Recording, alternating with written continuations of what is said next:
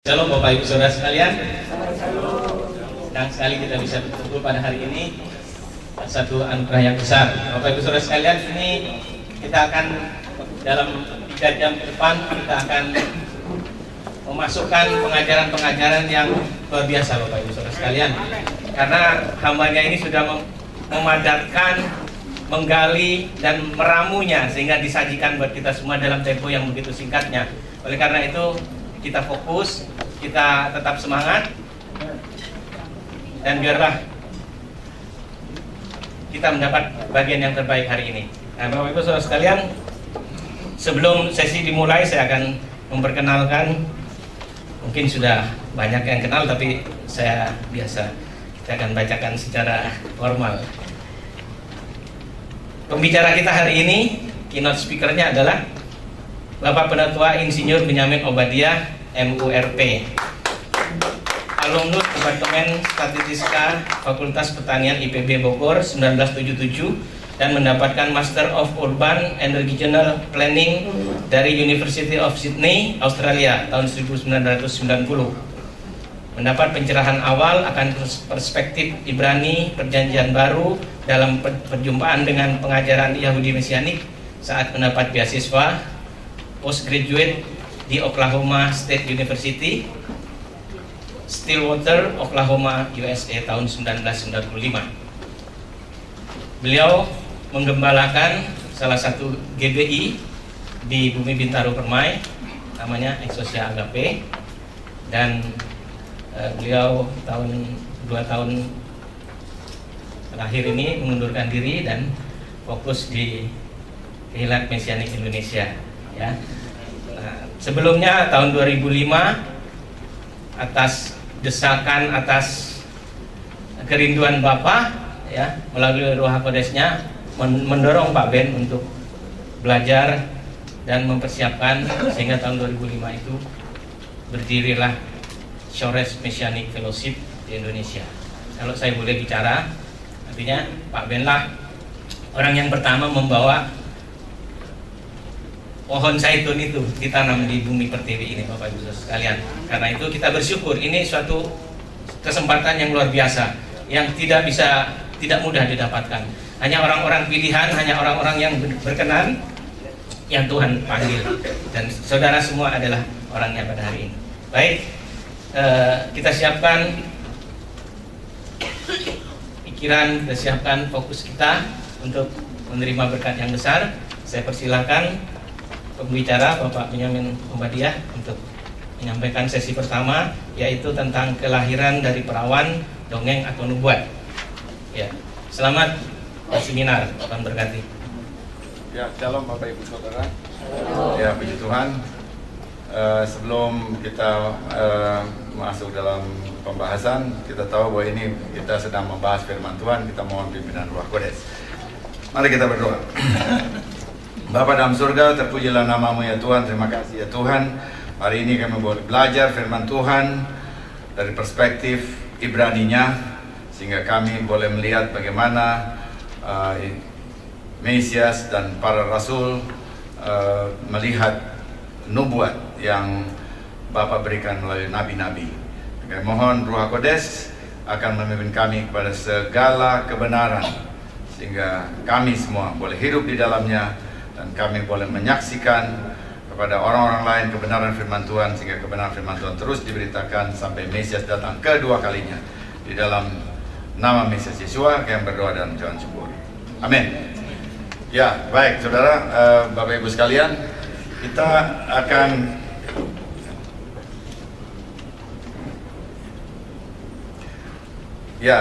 akan membahas seperti judulnya, judul kelahiran dari perawan, dongeng atau nubuat.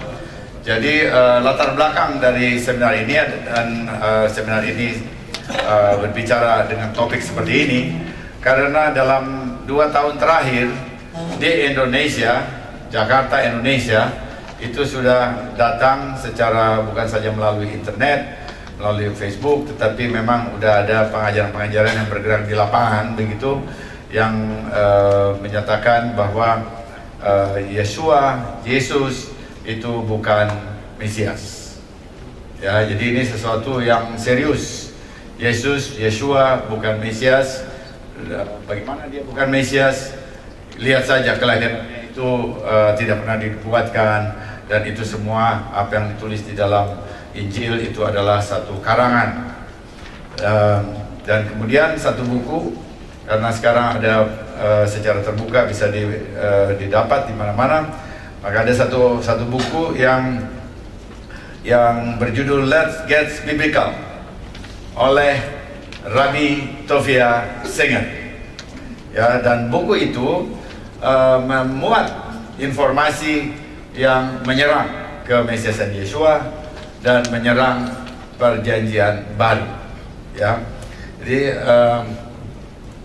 dengan latar belakang ini coba kita lihat beberapa informasi lebih dulu yang berhubungan dengan serangan. Kalau kita bilang ini serangan, satu dakwaan begitu ya, itu kita lihat. Jadi yang pertama itu Yesus atau Yeshua tidak pernah dinubuatkan dalam Tanakh atau kitab suci Ibrani. Semua prasangka nubuat yang dipercaya oleh kekristenan semuanya tidak sesuai konteks kitab suci Ibrani atau PL begitu ya. Kemudian yang kedua, Yesaya 7 ayat 14 tidak menubuatkan kelahiran dari perawan dan tidak ada hubungan apapun dengan Yesus atau Yeshua, karena urusannya terkait krisis di kerajaan Yehuda sekitar 700 tahun sebelum Yesus atau Yeshua lahir. Ya, jadi ini ada hubungannya sama krisis pada masa itu, bukan urusannya dengan 700 tahun kemudian Yesus lahir di Bethlehem. Ya, dan ini yang bicara ini Jewish ya, orang Yahudi yang tahu bahasa Ibrani. Kemudian Injil yang pertama yaitu Matius telah salah mengutip Yesaya 7 ayat 14 dengan menulis dalam Matius 1 ayat 23, lihatlah seorang perawan, Alkitab LAI menulis anak darah, akan mengandung dan akan melahirkan seorang putra dan mereka akan menyebut namanya Immanuel, itu dari ILT ya. Jadi ini settingnya. Kalau kita membahas maka ini semacam masukan atau input yang perlu kita bahas. Kemudian kita lihat ini, saya kutip langsung dari buku itu Let's Get Biblical oleh Rabbi Tovia Singer. Dia bilang begini, kata perawan tidak pernah ada dalam teks asli Yesaya 7 ayat 14. Ha-alma berarti perempuan muda, terkait usia bukan kemurnian seksualnya. Perawan dalam Ibrani Alkitabiah dan modern adalah betulah. Ya, jadi kita mesti paham dulu sebelum kita bahas lalu saudara nggak tahu ini apa ya. Jadi kalau itu itu adalah perawan, maka sebetulnya Yesaya itu harus perkataannya betulah dalam bahasa Ibrani, bukan alma, karena alma itu adalah perempuan muda. Jadi terjemahan Alkitab dan kemudian pengajaran yang diajarkan di lingkungan kekristenan dan juga mesianik itu tidak sesuai dengan yang dinubuatkan. Dan kalau tidak sesuai maka tentunya Yeshua itu bukan yang dinubuatkan, dan karena itu dia bukan Mesias yang seperti diklaim. Kemudian yang berikutnya, apa yang mendorong penulis kitab Matius mengubah kata-kata asli Yesaya? Kenapa diubah kata-kata aslinya? Ia ingin membuktikan bahwa Yesaya menubuatkan Yesus dikandung secara ajaib, dan karena secara harfiah ia adalah anak Elohim. Jadi penulis buku ini mengatakan bahwa ada semacam konspirasi, bahwa dia buat kelahiran itu ajaib dalam rangka supaya dengan menerima kelahiran yang ajaib itu maka dia disebut anak Elohim. Jadi tujuannya itu supaya Yesus diterima sebagai anak Elohim. Ya, jadi itu yang kita bisa lihat dari halaman, bisa lihat di sana ya, itu halamannya jelas ada di sana. Jadi bukunya jelas ada di Indonesia, bisa dipesan. Tapi saya pikir saya hanya cukup aja, dan barangkali nggak perlu ada kopi yang lain. Cukup saya aja. Karena ya isinya begini ya. Nah lalu kemudian coba kita lihat sekarang, karena ini bicara tentang Yesaya dalam bahasa Ibrani, maka kita harus melihatnya juga dalam bahasa Ibrani. Kita mesti lihat ini dalam bahasa Ibrani, dan dalam bahasa Ibrani, kitab suci Ibrani itu Yesaya itu dipakai Yesayahu 7 ayat 14 ya. Coba kita lihat, kita baca sebentar sama-sama satu ayat saja. Di sini, Lahen Yiten Adonai Hu Lahem Od. Nah ini dia, coba ini sekarang kalian bagian ini. Hine Ha-almah. Ini dia, ini perkataannya yang bermasalah. Ha-almah Hara Yoledet Ben Yoledet itu melahirkan. Ini Ben itu anak laki. Fekarat Shemo namanya dia Immanuel ya. Jadi sudah lihat ini yang ditulis oleh Nabi Yesaya itu ini. Yang kita baca itu terjemahannya, tapi ini ya. Jadi lalu dipermasalahkan Ha-alma ini kenapa diterjemahkan sebagai anak darah atau perawan? Tidak, ini sebetulnya wanita muda. Jadi itu sebetulnya kelahiran yang biasa. Mesias itu melahir biasa. Dia manusia aja biasa, nggak usah kelahirannya ajaib gitu ya. Dan yang bicara ini adalah orang yang kenal bahasa Ibrani sebagai bahasa ibu dan juga mempunyai kualifikasi yang dihormati oleh masyarakat Yahudi modern ya. Jadi seorang rabi. Nah, jadi dari sini kita bisa lihat bahwa kita perlu menjawab ini Ha-alma ini siapa sebetulnya. Kemudian di sini juga lalu nanti dia akan menyatakan juga hara di sini atau mengandung itu dengan grammar past tense katanya, dan itu sudah terjadi. Jadi waktu Yesaya dia bicara begini, itu sudah ada yang mengandung, bukan nanti 700 tahun lagi. Nah saudara, ini diambil dari huruf Ibrani, dari bahasa Ibrani, pakai grammar Ibrani. Siapa bangsa-bangsa yang kemudian harus menjawab itu? Lihat huruf Ibrani aja belum pernah banyakan ya. Oke, jadi karena itu kita memang waktu kita kembali ke akar Ibrani, waktu Keilat Mesianik Indonesia, Gereja Keilat Mesianik Indonesia itu diperkenan oleh Tuhan untuk ada di Indonesia, maka kerinduan itu ada bahwa kita perlu melihat seluruh Alkitab itu dari perspektif Ibrani originalnya. Jangan lihat ini dari perspektif Yunani. Nah sekarang ternyata beberapa tahun kemudian kita lihat bahwa memang dari perspektif Ibrani itu diserang. Padahal selalu melihat Alkitab dari perspektif Yunani. Saudara, itu satu semacam daerah yang begitu empuk ya untuk diserang karena nggak tahu apa-apa. Perspektif Ibraninya tidak pernah dibahas, di dalam lingkungan gereja-gereja. Ya, oke. Sekarang kita coba lihat settingnya dulu. Nah, settingnya tentunya saya ingin kita semua membaca kitab suci dengan bagian ini mesti dibaca, dilihat, jangan cuma dilihat satu ayat, kita mesti lihat konteksnya. Jadi lihat konteksnya, jangan main cabut satu ayat. Karena itu saya ajak kita untuk menjawab ini, untuk menjawab dakwaan serangan ini. Saya ingin kita baca dari Yesaya pasal 7 ayat 1. Saya baca di sini. Dalam zaman Ahaz bin Yotam bin Usia atau Ben Basinia dalam bahasa Ibrani, Raja Yehuda, maka Resin Raja Aram dengan Pekah bin Remalia Raja Israel maju ke Yerusalem untuk berperang melawan kota itu. Namun mereka tidak dapat mengalahkannya. Lalu diberitahukanlah kepada keluarga Daud, Aram telah berkemah di wilayah Efraim. Maka hati Ahaz dan hati rakyatnya gemetar, ketakutan seperti pohon-pohon hutan bergoyang ditiup angin. Berfirmanlah Tuhan kepada Yesaya, baiklah engkau keluar menemui Ahaz, engkau dan Sear Yashub, anakmu laki-laki, ke ujung saluran kolam atas ke jalan raya Padang Tukang Penatu. Ini perhatikan bahwa saya itu menghadap Ahaz itu bersama anaknya laki-laki. Saudara mesti ini menjadi perhatian ya. Namanya Sear Yashub.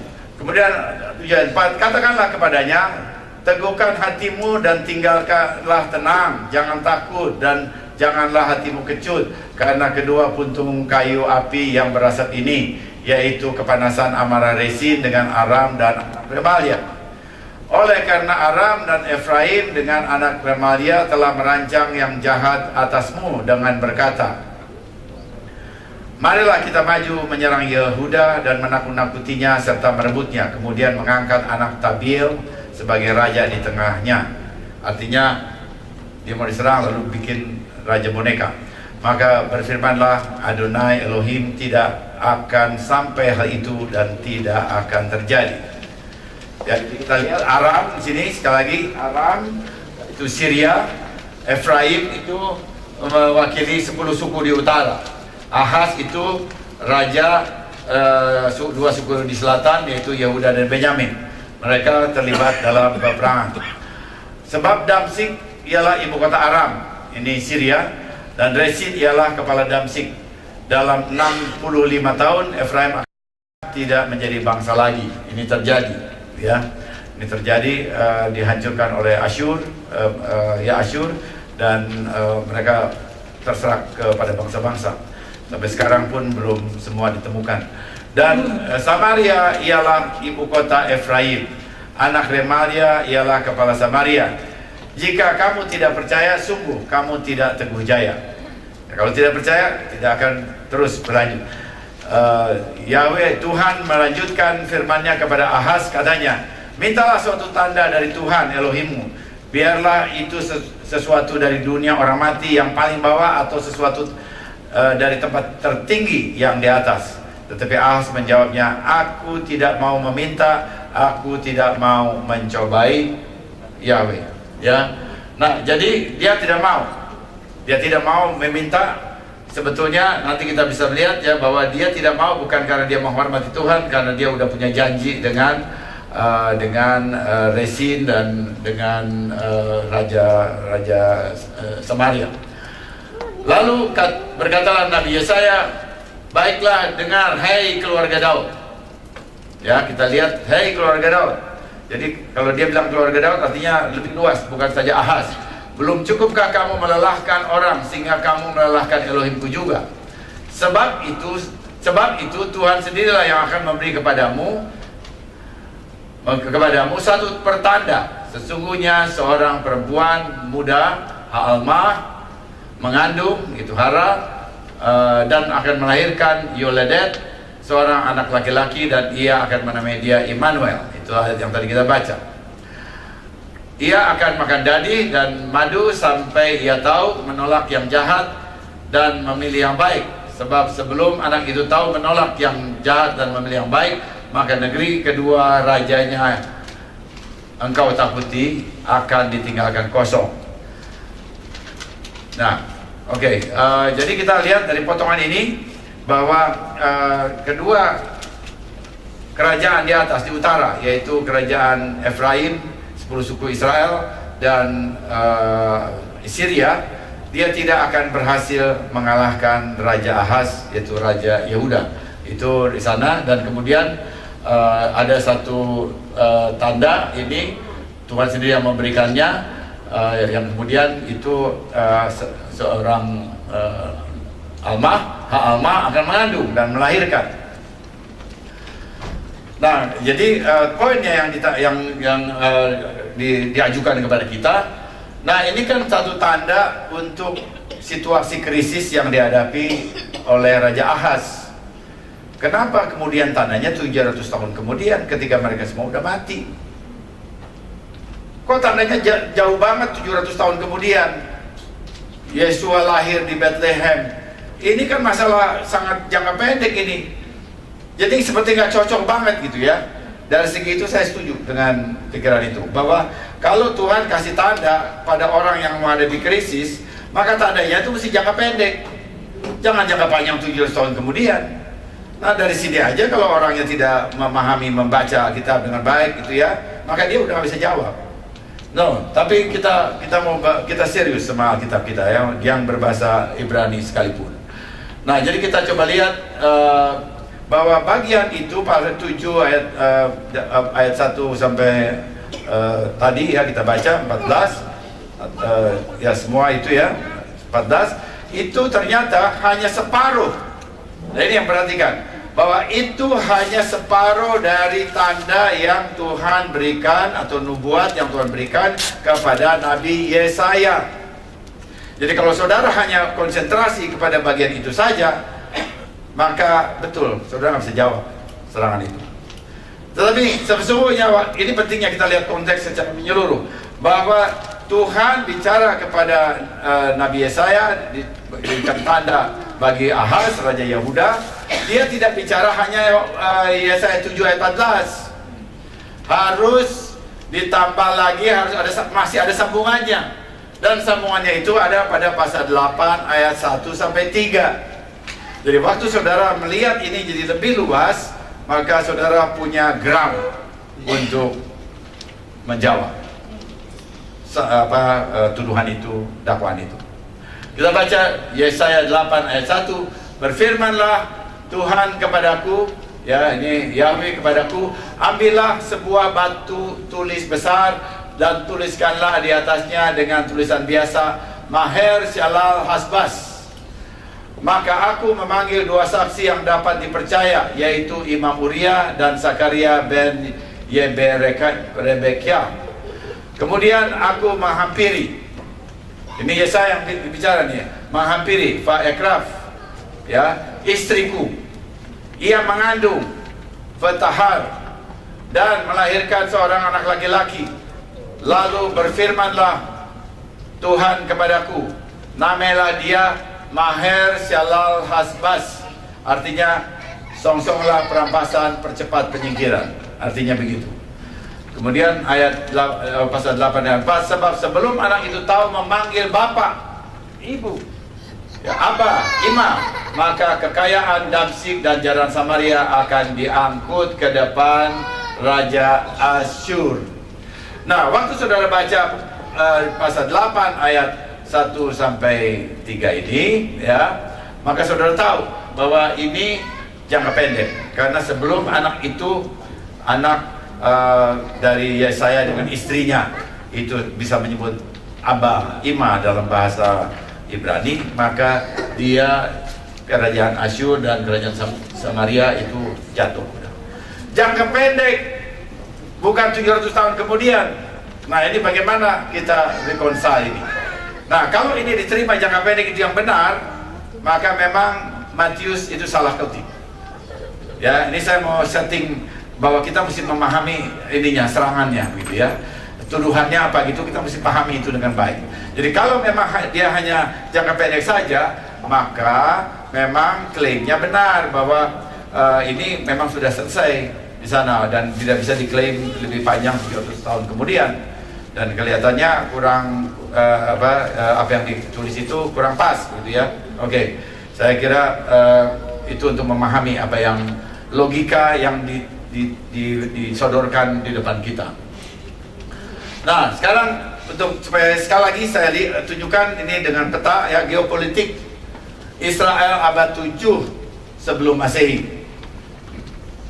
Ya, jadi saudara lihat pada waktu itu Israel sebagai bangsa 12 suku itu sudah pecah karena ini udah lewat dari zaman Salomo, terbagi dua. Yang 10 suku di utara itu disebut Israel, ya, dan juga atau disebut juga Efraim. Tadi kita bisa Efraim karena Efraim ini satu suku yang menonjol, dia disebut Efraim, jadi mewakili 10 suku di utara. Kemudian di selatan itu dua suku, yaitu Yehuda dan Benyamin, tapi biasanya disebut Yehuda. Jadi karena ini yang suku yang lebih menonjol. Nah, jadi ada satu kerajaan Yehuda, ada kerajaan Israel atau Efraim. Kemudian di atasnya itu Aram di sini, Damaskus, Damsyik, ini Syria kalau kita sekarang. Tapi kemudian di sebelah atas lagi itu ada Assyrian Empire, di sini adalah Asyur. Nah, jadi tadi kita baca bahwa kerajaan ini, Aram dan Israel, dia bersekongkol. Dia bilang, oke, kita serang dia nih. Kita bersekongkol, kita serang dia. Dan nanti kalau dia jatuh, kita bikin raja boneka. Ya, tadi kita. Nah, yang mau diserang itu bernama Raja Ahaz. Lalu Ahaz dia pikir-pikir, memang dia tahu nih, ini kerajaan ini mau menyerang dia dan menjatuhkan dia. Lalu apa yang dia lakukan? Sebetulnya dia harus berdoa kepada Tuhan. Ya, seharusnya dia datang pada Nabi dan tanya sama Tuhan dan apa kehendak Tuhan. Tapi sebelum dia tanya, Ahaz itu memang seorang raja yang degil, kita bilang katakan. Dia itu nggak percaya Tuhan. Dia percaya Tuhan Israel, Tuhannya Abraham, Ishak dan Yakov. Dia melihat ini semua itu masalah politik, masalah kekuatan tentara. Dan itu diam-diam, dia tidak diketahui dua kalau ini, dia kirim utusan janji sama Raja Asyur, ya, Raja Asyur. Waktu itu Raja Asyur adalah Tiglat-Pileser III. Ini bisa dilihat di sejarah dunia 745 sampai 727. Sedangkan Aram itu Resin, kemudian Israel itu Pekah, ya. Itu tahun-tahunnya, jadi sudah tahu ini posisi tahun berapa, abad 7, 8 atau 7 sebelum Masehi. Nah, lalu kemudian Yesaya diutus oleh Tuhan datang menghadap Ahaz. Dan tadi kita udah baca bahwa Tuhan bilang bahwa ada tanda. Dia kasih minta tanda dari di bawah atau dari atas. Dia minta tanda. Lalu ini Ahaz bilang, oh enggak, saya nggak mau mencobai Tuhan. Oh, sekitarnya ini nice, dia rohani banget, nggak mau cobai Tuhan. Padahal saudara, dia bukan orang yang punya integritas, ya. Padahal mulutnya manis begitu, padahal dia tahu bahwa dia udah dapat jaminan dari Asyur, kami akan bela kamu, kami akan serang dua orang ini. Dan Asyur itu lagi naik daun, ya, dan dia jadi kerajaan dunia, Asyur.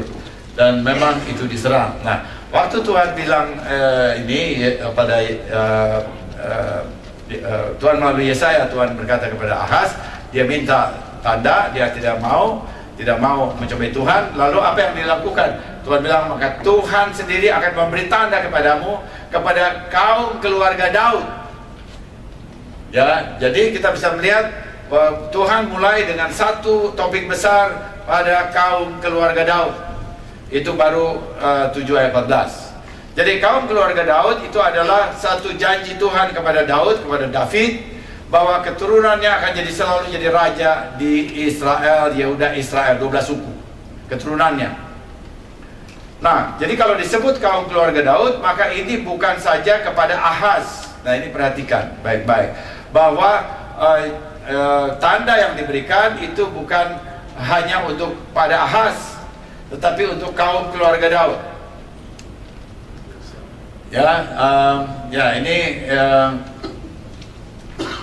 Ini saya itu lagi ya, tulis lagi. Tetapi kita lihat keadaan kaum keluarga Daud. Pada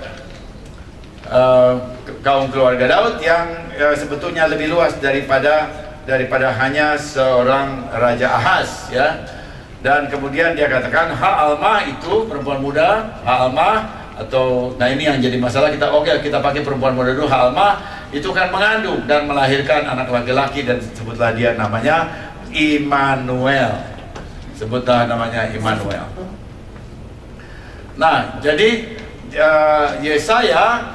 Yesayahu menubuatkan Alma akan mengandung.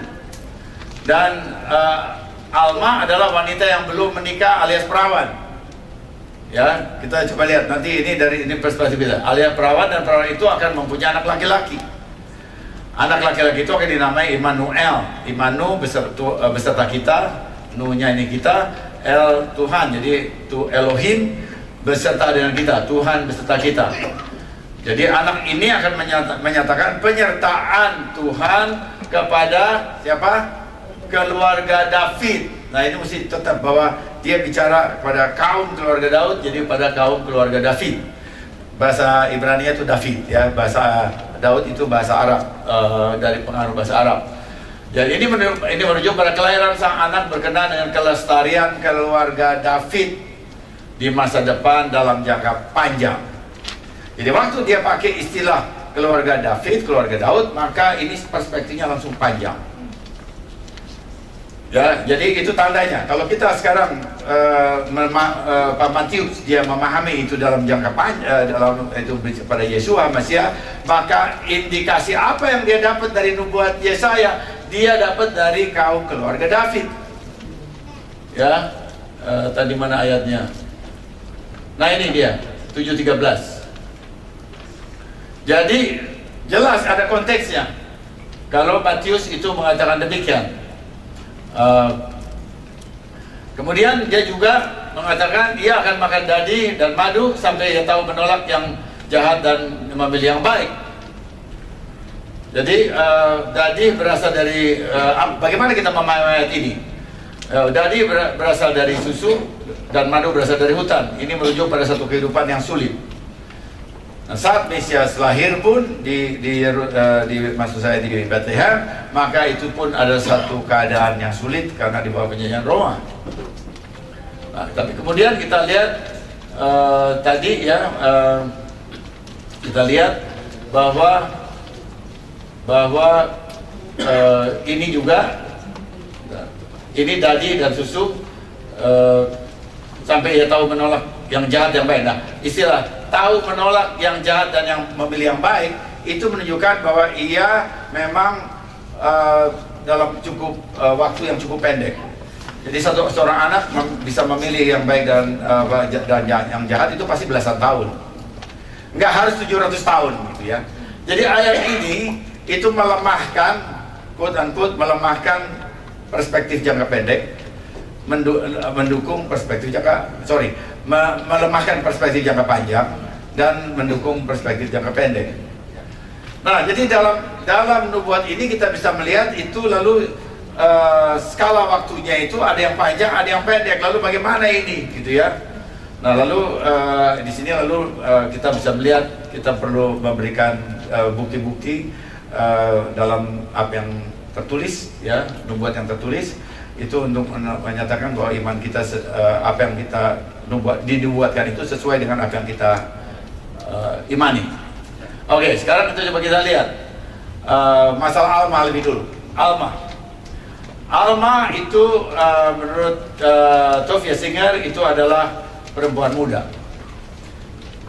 Betula itu perawan, ya. Nah sekarang saya mau kasih ini seperti survei. Bikin survei. Kita bikin survei berdasarkan suci Ibrani dari Kejadian sampai Maleakhi. Kita lihat ini perawan, ya. Jadi saya bikin matriks. Ini Alma, ini Betula, ini perawan, ini wanita muda. Kita kasih cross begitu, lalu nanti ada terjadi ini ya, matriks. Jadi matriks. Nah lihat kita Alma sebagai perawan. Sekarang lihat Alma sebagai perawan. Ini perawan, ini Alma, ya ini dia. Ayatnya Kejadian 24 ayat 43. Calon istri Ishak adalah seorang Alma. Dia adalah seorang perawan. Dia adalah seorang perawan. Dan 24 ayat 43 mengatakan dia belum bersetubuh katanya. Kalau memang Alma itu adalah sudah perawan dalam arti baku perawan, dia nggak usah lagi dikasih tambah lagi dia belum bersetubuh dengan laki-laki. Oh dia udah menjadi jiwa perawan, ya. Jadi kalau maksud saya, kalau Betula bahwa Betula itu perawan itu harusnya Betula, ya, dia tidak perlu ditambah apa istilahnya di sini, ya. Sorry, di sini adalah Alma, ya. Dia adalah perawan, ya memang mesti dilihat barangkali. Coba kita lihat sebentar. Ada 2 ayat di sana dalam Kejadian 24 ayat 43. Oh, Ya, itu perawan, dia ada perawan ya di sana, dia di sana.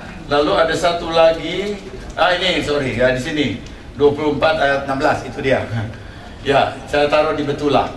Nah, di dalam di sana di dalam Kejadian 24 ayat 16 itu di sana pakai perkataan Betulah.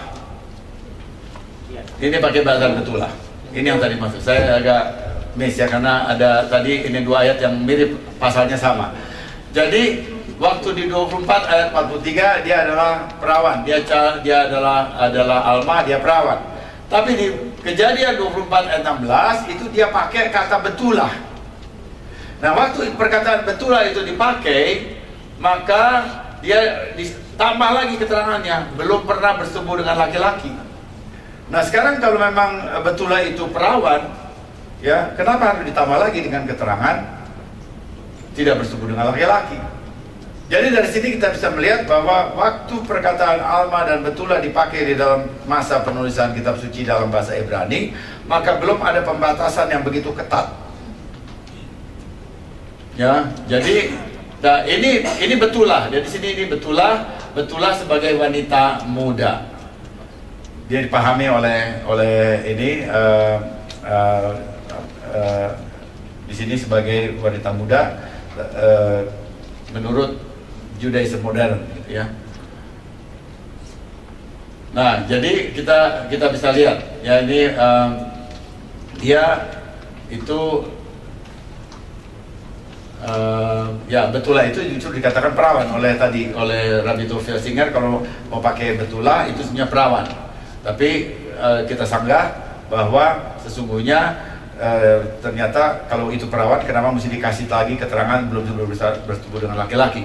Sehingga pemahaman Kejadian 24 ayat 16 itu sesungguhnya Betulah ini adalah wanita muda.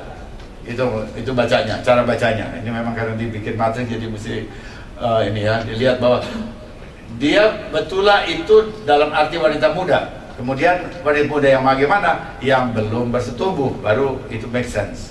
Jadi wanita muda kemudian belum bersetubuh.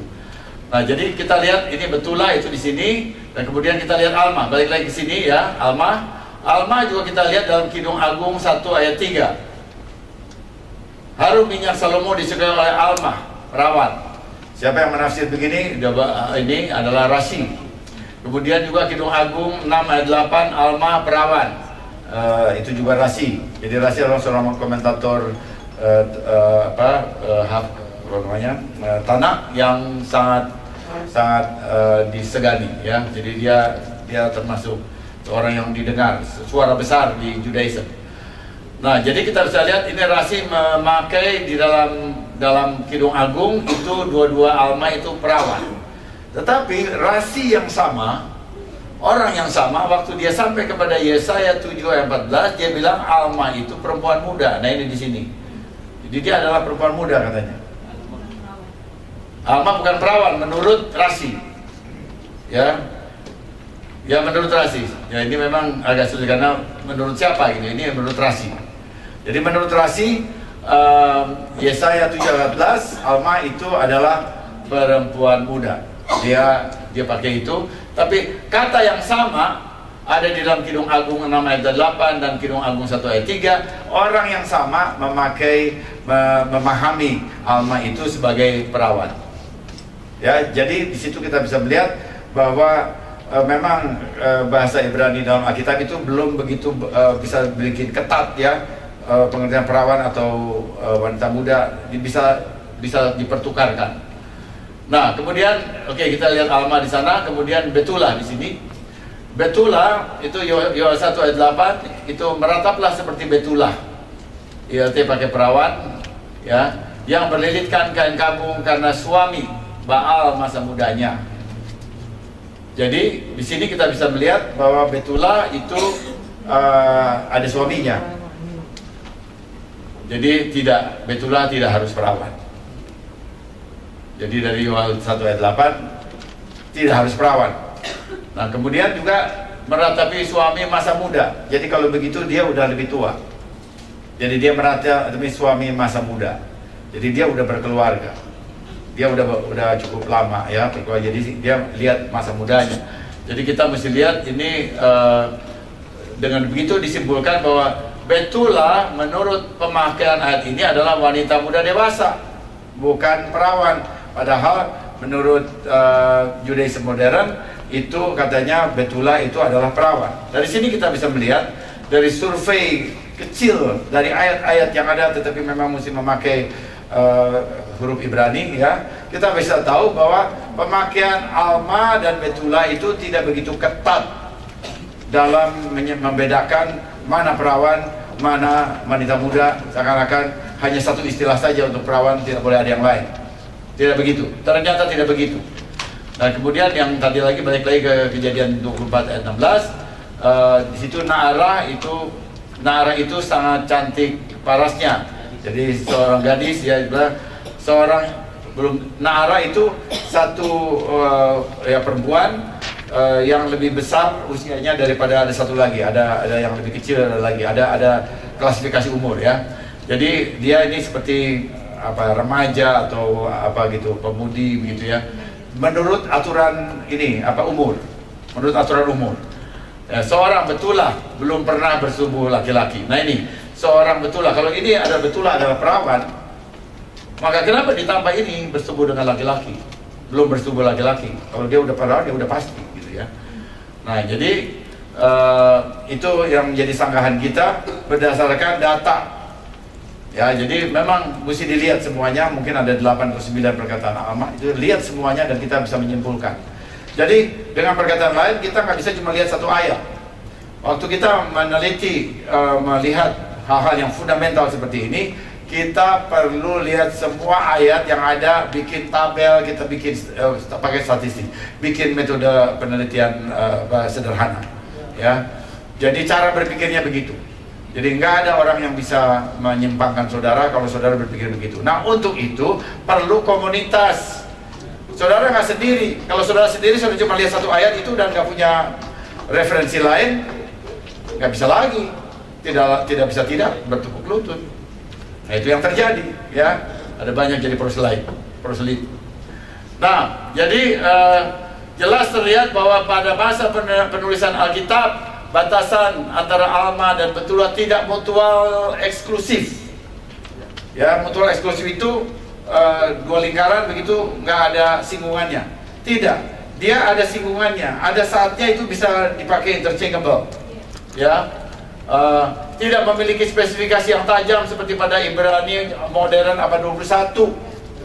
Dari mana kita bisa dapat kesimpulan ini? Lihat survei, bikin survei.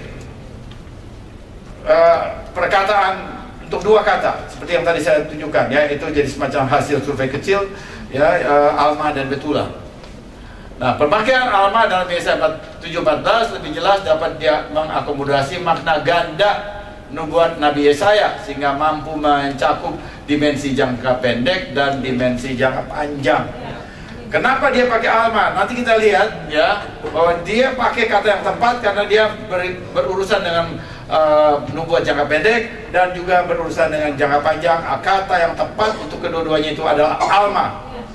Ya, saya belum tunjukkan bagaimana itu jangka pendek jangka panjang itu terjadi di sini. Nah, dalam jangka pendek nubuat Yesaya perlu menjawab masalah yang dihadapi Ahaz dalam perang Siro Efraim.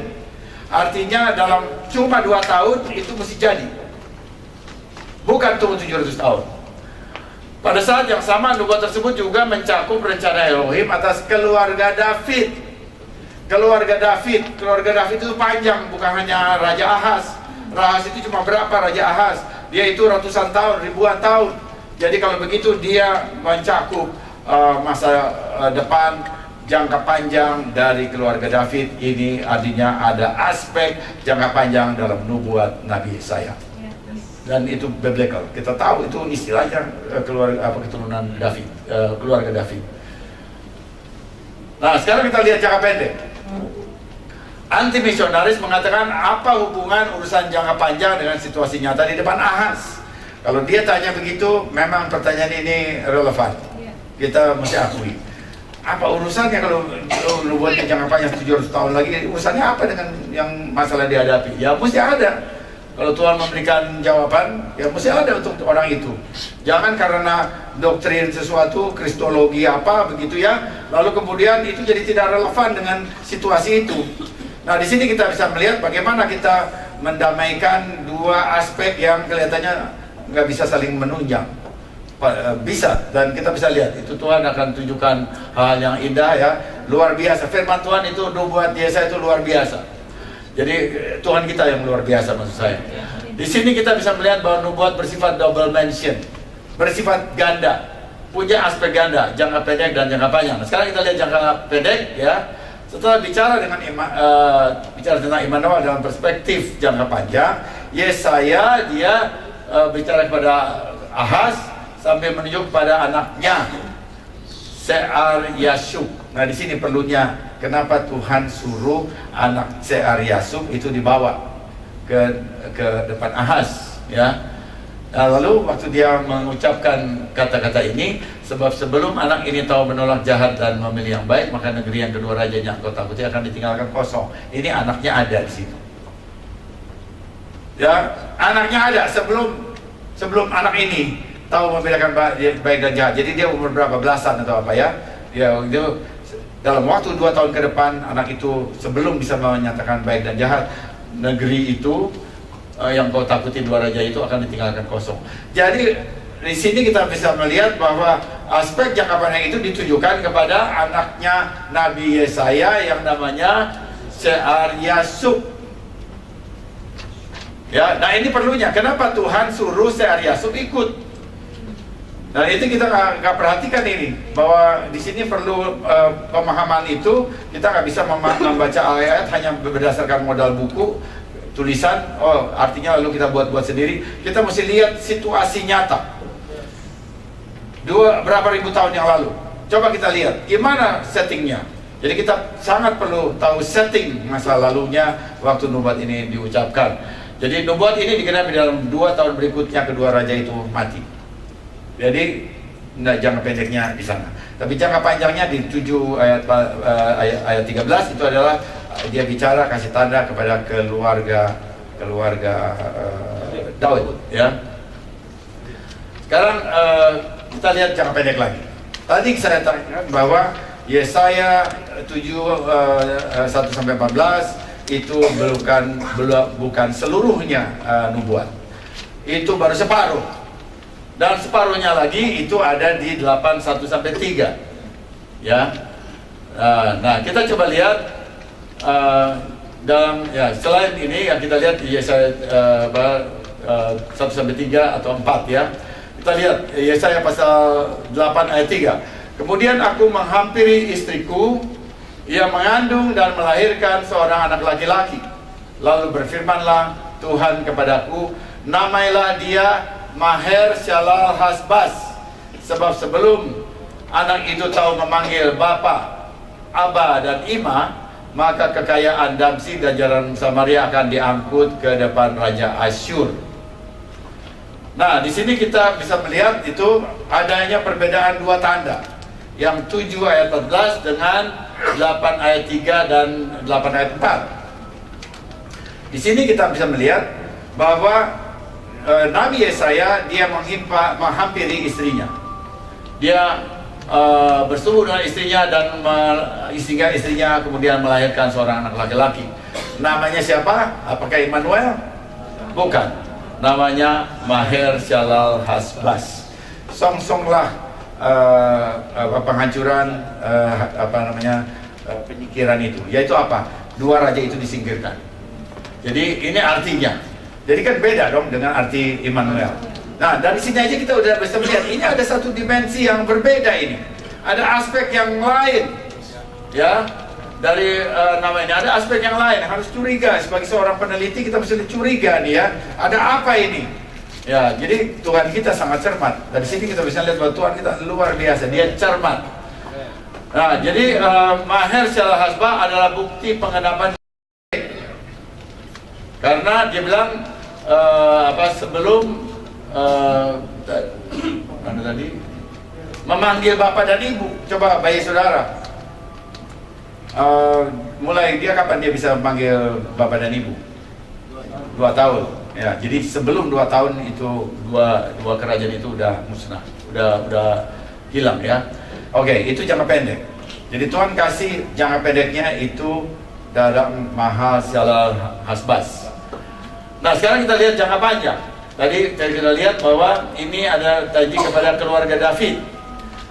Janji Tuhan dijual pada keluarga secara Tuhan ditandai dengan kata ganti kedua, mu. Ya. Jadi elhem maskulin jamak. Nah, sekarang terpaksa tuh yang begini kita mesti pakai grammar. Karena dalam bahasa Indonesianya mu-nya itu bisa satu bahasa Indonesia. Mu banyak juga bisa. Nggak lain gitu ya. Sama aja dalam bahasa Indonesia. Jadi bahasa Indonesia tuh dalam hal begini memang kurang bisa dipakai untuk jadi sebagai bahasa untuk research. Harus bahasa aslinya karena di situ ada elhem. Hem ini maskulin jamak kepada kamu maskulin jamak. Dan sehingga melampaui masa pemerintahan Raja Ahaz secara individu. Karena dia maskulin jamak, artinya bukan kepada Ahaz tok. Nah ini dia. Ya, kita mau pakai grammar sekarang. Oke, kita lihat grammar. Dia ditujukan bukan hanya kepada Ahaz, tapi kepada seluruh kaum keluarga David dalam jangka panjang. Nah, jadi dalam perspektif inilah Matityahu mengutip Yesaya 7:14, yaitu Matityahu Matius dalam Injilnya, sesungguhnya anak darah itu akan mengandung dan melahirkan seorang anak laki-laki dan mereka menamai dia Immanuel, berarti Elohim menyertai kita. Dan waktu dia kutip ini, itu dikaitkan dengan kelahiran Yeshua HaMashiach. Jadi apakah Matius dia melakukan yang benar? Dia melakukan yang benar. Karena ditujukan kepada keluarga David dan kepada banyak orang, bukan hanya kepada Raja Ahaz. Jadi ada aspek nubuat jangka panjang. Dan itu ditangkap oleh Matityahu luar biasa dengan hikmat Ruach Kodes. Dia menuliskan waktu Yeshua lahir. Dan itu adalah satu pengenapan dari nubuat ini. Ya, jadi Matityahu dia melakukan satu penerapan terhadap satu nubuat yang tepat kepada Yeshua HaMashiach. Dan dia ambil juga jangka panjang sama dengan ini janji kepada keluarga David juga jangka panjang kepada secara jamak. Ya, saudara, jadi ini jangka panjang ya, keluarga David itu jangka panjang, tapi tetap walaupun jangka panjang itu ada kaitannya dengan masalah Ahaz. Jadi di 7:14, 15 ini jangka pendek itu 8:13 dan 7:16. Kemudian coba kita lihat di sini, lalu disitulah dikatakan sesungguhnya seorang perawan mengandung akan melahirkan seorang anak laki-laki, dia akan melahirkan dia Immanuel. Ya, jadi ini ditujukan kepada keluarga David, jadi jangka panjang. Dan kemudian di sini kita bisa melihat jangka pendek secara langsung sedang menjawab masalahnya Ahaz, Raja Yehuda. Dan itu dijelaskan dalam 8 ayat 3. Kemudian aku menghampiri ya istriku, jadi istrinya, dan ia mengandung, melahirkan seorang anak laki-laki. Jadi waktu di 8 ayat 3 dia baru mau menghampiri istrinya. Dan kemudian istrinya mengandung dan melahirkan anak Mahasiala Hasbaz ya. Jadi kita lihat di sini istrinya baru akan mengandung. Nah, sekarang waktu ini disampaikan demikian, lalu disanggah, ya. Sanggahannya begini. Dalam 7:14, Rabbi Theophilus Singer menulis di dalam buku itu, Latihan Biblical, dia bilang perkataan di sini, ya, perkataan mengandung, hara, itu muncul dalam bentuk perfect. Bentuk perfect, dan bahkan dia katakan itu bentuk perfect garis miring past tense. Jadi artinya waktu Yesaya mengatakan ini sudah ada yang mengandung, karena ini perfect, dia bilang begitu ya. Waktu saya baca ini saya bilang, wah, saya berdoa saudara, ini gimana ini jawabnya ini ya, ini pakai grammar gitu ya. Oke, ya kita berdoa, tapi Tuhan tolong ya, jadi Tuhan tolong. Lalu saya karena di sini pakai grammar, saya lihat yang ini saya udah tahu bahwa ini mesti dilihat juga dari perspektif yang pasal 8 ayat 1 sampai 4. Jadi saya cari grammarnya di sini. Ternyata saudara, di sini pernyataan di sini itu pakai perkataan grammarnya menghampiri itu paragraf dalam tense itu kal itu imperfect. Jadi kalau begitu, kalau di sini katanya sudah perfect, lalu di sini imperfect, nah ternyata dua catatan grammarnya itu nggak cocok satu sama lain. Nah, jadi pada hal yang jangka pendek jelas sekali bahwa si Nabi Yesaya itu baru akan menghampiri istrinya, dan itu dikatakan imperfect, belum selesai. Imperfect itu belum selesai, kalau perfect itu sudah selesai, gitu ya. Nah, lalu kemudian dari dua ini kita bisa lihat, kita bandingkan bahwa ternyata bahwa di dalam bahasa Ibrani itu grammarnya Ibrani itu pakai perkataan perfect, bukan past tense. Jadi perfectnya Ibrani tidak harus sama ya, tidak, dan bahkan tidak sama dengan past tense-nya bahasa Inggris. Jadi saudara mesti lihat itu. Nah, lalu gimana menjelaskan perfect ini? Perfectnya ini adalah perfect nubuat. Ya, jadi kenapa nubuat pakai perfect padahal nubuat itu masih akan datang? Justru di sini luar biasanya Tuhan kita, bahwa waktu dia nubuatkan, dia pakai perfect, artinya nubuat itu pasti terjadi. Nggak bisa tidak harus terjadi. Karena itu dia pakai perfect. Jadi itu perfectnya nubuat. Nah, jadi kalau begitu memang jelas sekali bahwa alma ini sebenarnya jangka panjang, karena dia pasti terjadi, karena bentuk perfectnya, bentuk sudah selesainya itu satu kegiatan sudah selesai, itu pasti terjadi di masa yang akan datang. Itu perfectnya nubuat. Nah, karena itu membaca nubuat itu tidak sama dengan membaca manual bengkel. Ya, tidak sama. Ini nubuat jangka panjang. Kalaupun ada satu kejadian apa yang memang menceritakan masa lalu, itu beda dengan nubuat Nabi yang bicara tentang masa yang akan datang, berbeda. Nah, jadi kita bisa melihat bahwa hal yang sesungguhnya terjadi itu dalam jangka pendek itu imperfect. Ini dia. Waktu itu Yesaya belum baru akan menghampiri istrinya, dan kemudian istrinya mengandung, dan dalam waktu kira-kira 2 tahun anak itu belum bisa mengatakan Aba dan Ima, atau kurang dari 2 tahun, dia kerajaan itu sudah hancur ya. Jadi bentuk imperfect ini menyatakan kegiatan belum selesai, dan tidak persis. Keadaan perfect itu tidak persis seperti past tense. Jadi nah, tentu saja kita memang mesti tidak menelan begitu saja apa yang dikatakan oleh seorang rabi, sekalipun dia dalam tulisan bukunya. Kita bisa memahami itu, dan ada orang-orang yang juga rabi-rabi mesianik yang bisa kita konsultasikan atau kita berkonsultasi kepadanya dan menanyakan persisnya grammar itu seperti apa. Dan itulah perlunya sebagai kelompok mesianik ya, kita berhubungan dengan kelompok Yahudi mesianik. Kita tidak terpisah ya, kita bersama mereka, dan mereka juga mempunyai bahasa Ibrani secara dari kecil atau bahasa ibu. Oke, jadi kita bisa lihat sini. Kemudian kita lihat semuanya ini. Jadi ini jangka pendek ya, ini jangka panjang. Maher Salah Hasbas menyongsong perampasan dan percepat penyingkiran dalam 2 tahun terjadi. Ini terjadi.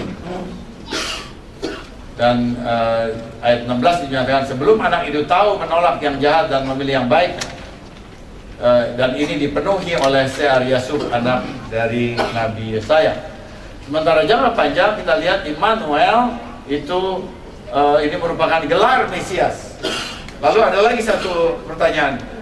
Ya, kapan Yesua itu dipanggil Immanuel? Gimana jawabnya, saudara? Ya, Yesua tidak pernah dipanggil Immanuel dimanapun, tidak ada. Tetapi ini namanya gelar. Jadi Mesias itu adalah gelar, dan ini adalah salah satu gelar Mesias, gelar Mesias ya. Jadi Mesias itu menyatakan pernyataan Tuhan akan umatnya. Dan kalau Yeshua datang sebagai Mesias, maka dia menyatakan pernyataan Tuhan akan umatnya. Dan di situ kita bisa melihat bagaimana kabar keselamatan itu diberitakan mulai dari Israel dan kemudian kepada bangsa-bangsa dan kepada bangsa-bangsa, ya. Jadi Immanuel itu adalah gelar. Jadi sama seperti ini, saudara bisa lihat juga, ya, Yeshua, Mesias maksud saya, Mesias juga punya gelar Menahem. Menahem itu penghibur. Dia juga punya gelar itu. Tapi kan dia nggak pernah disebut Menahem seumur hidup. Ya, ada banyak kita bisa tunjukkan bahwa itu gelar-gelar Mesias. Jadi gelar-gelar Mesias itu menunjukkan bagaimana Mesias itu punya makna terhadap umatnya. Dia itu bukan cuma satu sisi, cuma juru selamat begitu, ya. Ternyata banyak banget fungsinya, ya, dengan nama-nama itu. Jadi waktu kita tahu gelar, lebih banyak kita lebih kenal Yeshua. Nah, ini salah satunya gelarnya adalah Immanuel, Yahweh beserta dengan kita, ya. Jadi bahwa memang Tuhan menyertai kita melalui kedatangan Mesias, dalam kedatangan Mesias Yeshua. Nah, kemudian jangka panjang ini digenapi dalam 700 tahun dalam Yeshua Masiah. Nah, kemudian ini juga semacam satu aspek serangan, kita bilang begitu, bahwa Matityahu sudah mengubah kata sandang. Dia tidak memakai kata sandang. Lalu pertanyaannya begini, mengapa Matityahu mengubah kutipan dengan membuang kata sandang ha dalam bahasa Ibrani, lalu atau de yang merujuk kepada seorang tertentu, yaitu istri Nabi Yesayahu, ya, yaitu Tovia Singer. Jadi de di sana itu istrinya. Kenapa sekarang itu dibuang? Seakan-akan itu bisa wanita lain. Itu di dalam kutipan Matityahu, ya. Nah, dari Anasa tata bahasa jelas terlihat istri Yesayahu saat itu belum mengandung, seperti yang ditafsir oleh Tovia Singer. Ya, belum mengandung. Lihat di Yesaya 8 ayat 3. Ya, dan bahwa past tense, bukan past tense. Saya nggak mau pakai perkataan itu dia yang mengatakan past tense. Yang ada bentuk perfect, itu adalah bentuk perfect nubuat yang menyatakan kepastian bahwa itu pasti terjadi. Nah, belum mengandung, coba kita lihat dalam pasal 8 ayat 1-3. Itu jelas menyatakan itu bentuk imperfect. Itu bentuk imperfect, belum selesai dia. Jadi dia belum selesai.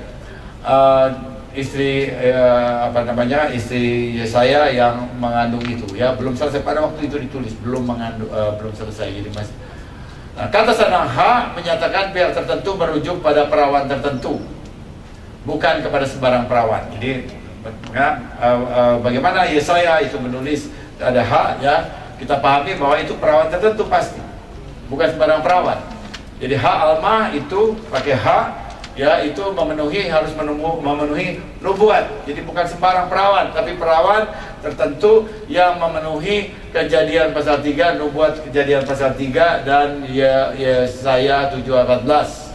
Dia itu punya benih perempuan, benihmu, ya, Sarah dari seorang Isha, ya, perempuan. Kemudian Yesaya 7:14 itu dia harus keturunan David, dan itu bisa dipenuhi berdua-duanya oleh Miriam, ya, kita sebut itu Maria dalam bahasa Alkitab kita. Nah, Matityahu, sosok Yahudi abad pertama, bukan tokoh reformasi, ya. Jadi saudara mesti tahu bahwa penulis Injil itu tidak ada satupun itu berasal dari gerakan reformasi Protestan, ya. Dia menyusun tulisannya secara midrasik Yahudi. Jadi ini aspek ini perlu, bahwa waktu Matius dia menulis kisah Yeshua, maka dia itu menulis dengan gaya midrasik Yahudi. Jangan baca ini seperti buku yang ditulis oleh Matityahu atau Matius yang beragama Protestan. Ya, ini dia agama Yahudi. Dia hidup dalam sistem orang-orang Yahudi, masyarakat Yahudi abad pertama, dan di dalam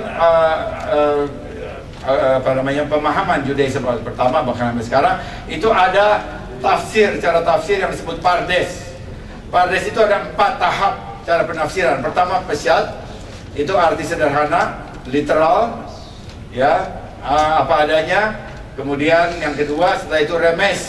Remes ini isyarat bahwa dari kata-kata yang sederhana itu ada isyaratnya yang di atas itu. Yang kalau dibaca barangkali tidak terlihat, tapi secara pesyat tidak terlihat, tapi kita bisa melihat bahwa ini ada satu hubungan, ada mengisyaratkan sesuatu, itu remes.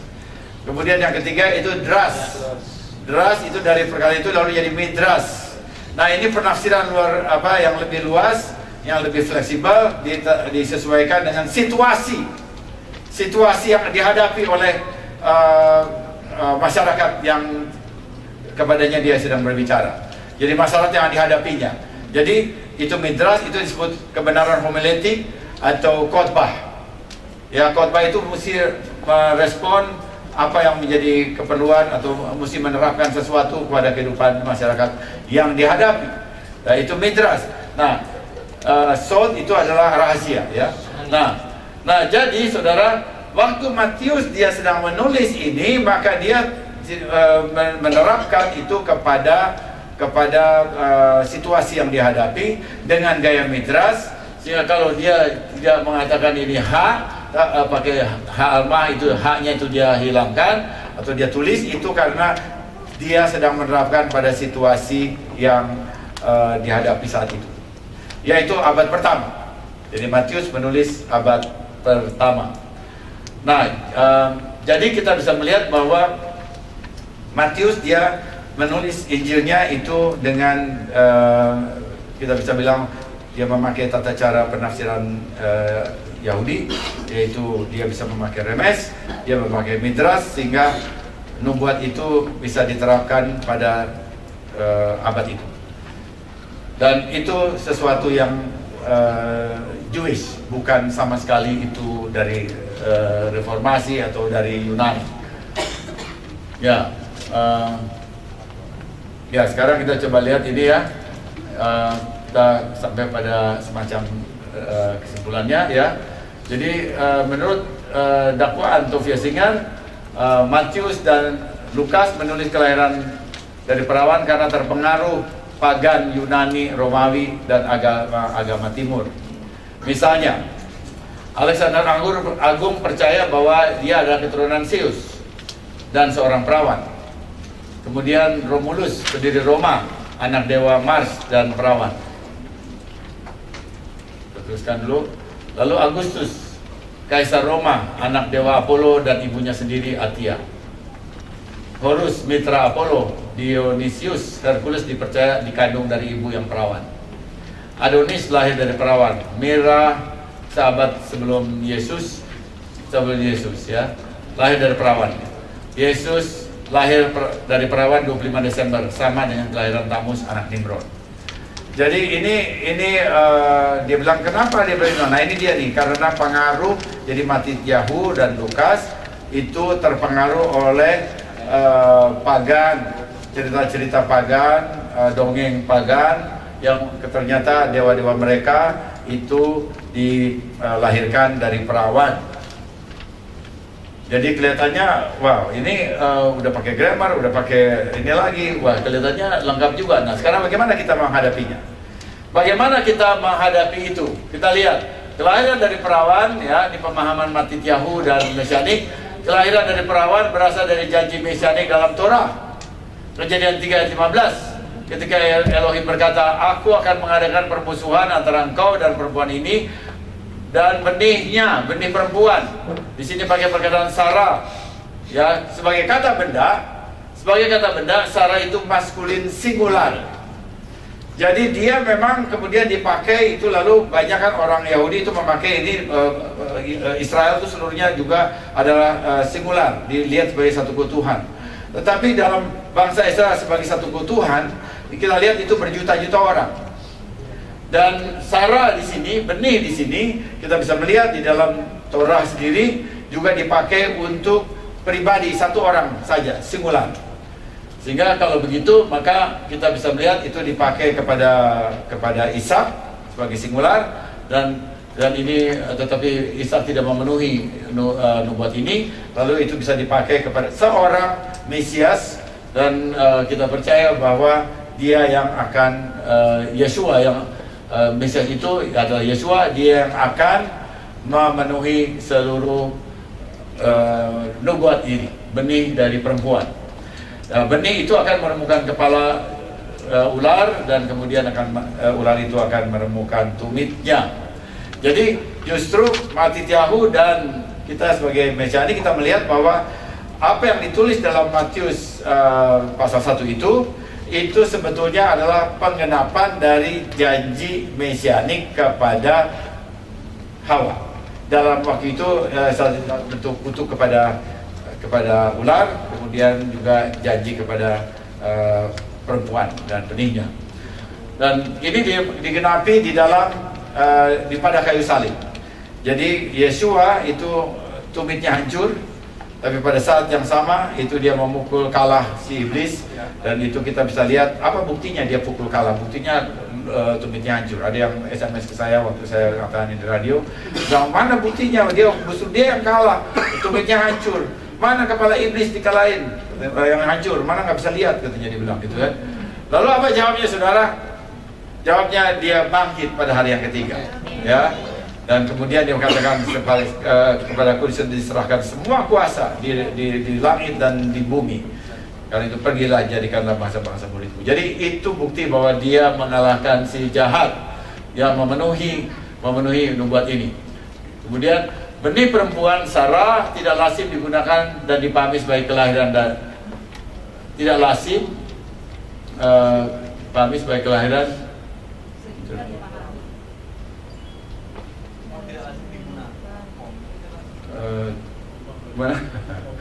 Benih perempuan tidak lazim digunakan. Tidak lazim digunakan sehingga dipahami sebagai kelahiran dari perawan, gitu ya. Jadi begini Mas ya memang kurang koma ya. Jadi waktu dia nggak ada benih perempuan, mestinya benih laki-laki gitu. Tadi sebagai kata benda dia itu bersifat maskulin ya. Jadi nggak biasa ini dipakai. Kok benih dari perempuan? Sarah itu dengan dipahami itu sebagai maskulin singular ya. Itu nggak biasa dipakai dari perempuan begitu ya. Mestinya dari laki. Nah karena itu dari perempuan, maka itu dipahami sebagai kelahiran dari perawan. Karena nggak biasa itu dipakai. Kok perempuan punya Sarah begitu ya. Dan itu adalah secara kata benda itu adalah benih bersifat maskulin. Nah, Alma di dalam Yesaya 7:14 merujuk pada nubuat Kejadian 3:15 ya. Dan para rabi dalam Septuaginta memahami nubuat tersebut dan menerjemahkan Alma sebagai Parthenos. Jadi siapa yang dokumen mana yang mengatakan bahwa Alma itu waktu dipindahkan ke bahasa lain, yaitu ke bahasa Yunani, itu lalu punya arti perawan? Siapa yang melakukan itu? Yang melakukan itu adalah rabi-rabi, semuanya rabi, bukan orang Yunani, semuanya rabi, dikirim oleh Imam Besar Eliezer untuk kerja di Alexandria pada tahun 285. Mereka menghasilkan satu buku namanya Septuaginta. Dan di Septuaginta itu Alma tadi diterjemahkan jadi Parthenos, dan Parthenos itu dalam bahasa Greka itu adalah perawan. Jadi kalau begitu ya, para rabi ini juga paham bahwa ini adalah sebetulnya nubuatan atau penggenapan atau kelanjutan nubuat dari Kejadian 3 ayat 15, bahwa benih perempuan ini akan menghancurkan kepala ular. Dan kalau kita lihat siapa dari jutaan orang Israel dari dulu sampai sekarang, siapa yang paling dekat yang bisa memenuhi itu, tidak lain adalah Yeshua. Ya, tidak ada yang lain.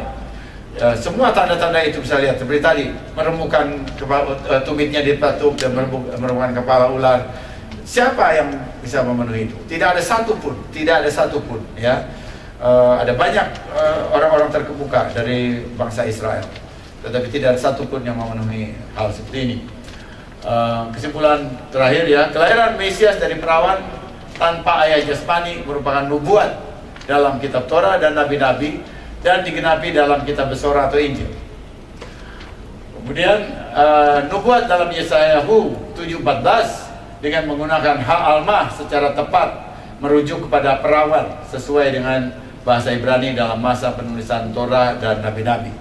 Jadi kalau kita mau lihat bahasa Ibrani gimana, mesti bahasa Ibrani yang biblical Hebrew, bukan modern Hebrew. Bisa aja katanya sama, cuma lalu kemudian ada penekanan yang lalu kemudian berkembang, yang waktu itu bisa aja tidak demikian, ya. Yang tadi saya katakan bahwa pembedaan antara Betulah dengan Almah pada masa penulisan kitab suci itu tidak begitu tidak mutual eksklusif, tidak begitu dipisahkan seakan-akan kalau memakai kata ini atau tidak memakai kata ini lalu jadi salah.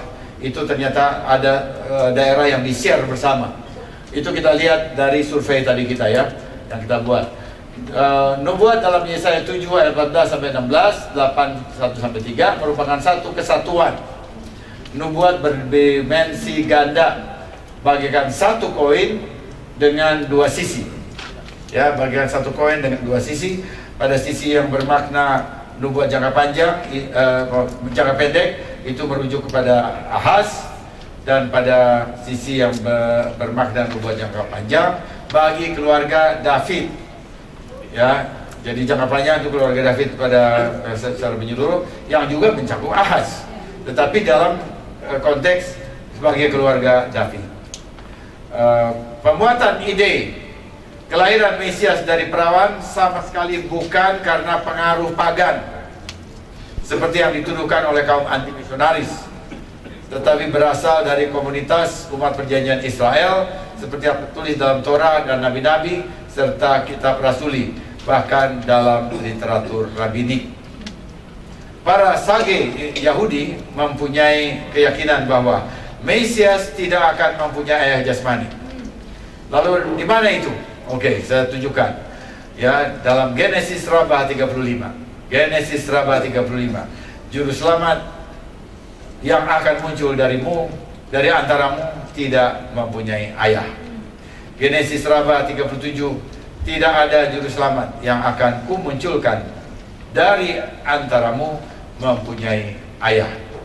Jadi juru selamat yang sungguhnya itu lalu di sini dikatakan dia di Genesis Rabah itu sebenarnya satu tulisan Midrash, ya, khotbah-khotbah yang dilakukan oleh para rabi, para sage, dikumpulkan, ditulis dalam disebut dengan Rabah,